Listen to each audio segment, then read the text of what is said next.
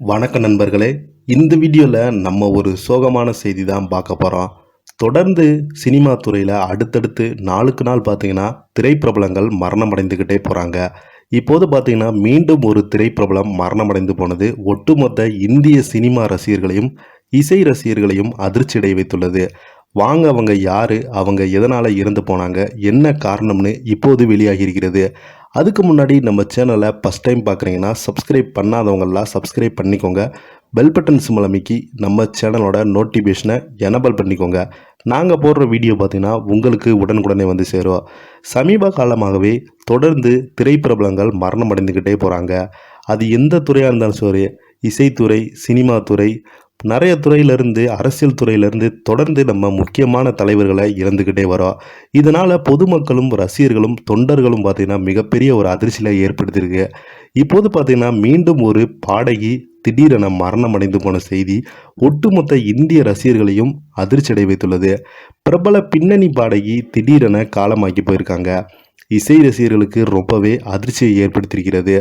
தமிழ் திரையுலகில் பிரபல பின்னணி பாடகி உமா ரமணன். இவங்க 1980களில் வெளியான நிழல்கள் திரைப்படத்தில் இடம்பெற்ற பூங்காதே வாய் திறந்து என்ற பாடலின் மூலம் பாடகியாக திரையுலகிற்கு அறிமுகமானாங்க.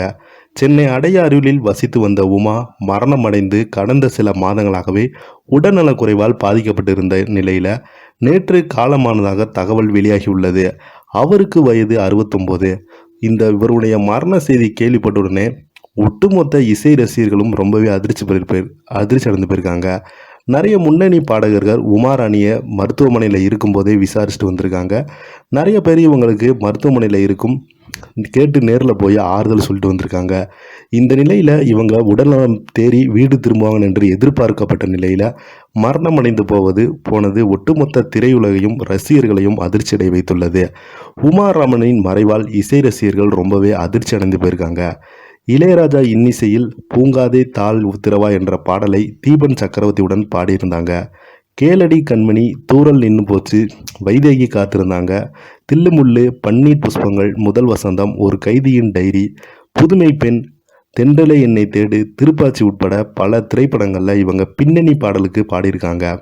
இவரது திடீர் மறைவுக்கு இசை பிரியர்கள், பிரபலங்கள், திரை நட்சத்திரங்கள் இரங்கல் தெரிவித்து வராங்க. அது மட்டும் இல்லாமல் இவங்களுக்கு நிறைய பேர் நேரில் போய் அஞ்சலி செலுத்திட்டு வராங்க. இன்று மாலை அவங்க நல்லடக்கம் செய்யப்படும் என்று அவங்க குடும்பத்தினர்கள் இணையதளத்தின் வாயிலாக தெரிவிச்சிருக்காங்க. இந்த வீடியோ பற்றி நீங்கள் என்ன நினைக்கின்னு கீழே உள்ள கமெண்ட் பாக்ஸில் மறக்காமல் பதிவிடுங்க. இவங்களுடைய மறைவுக்கு நம்ம சேனல் சார்பாக ஆழ்ந்த இரங்கலை சொல்லிக்கலாம். இந்த வீடியோ உங்களுக்கு பிடிச்சிருந்தா லைக் பண்ணுங்கள், ஷேர் பண்ணுங்கள். நன்றி, வணக்கம்.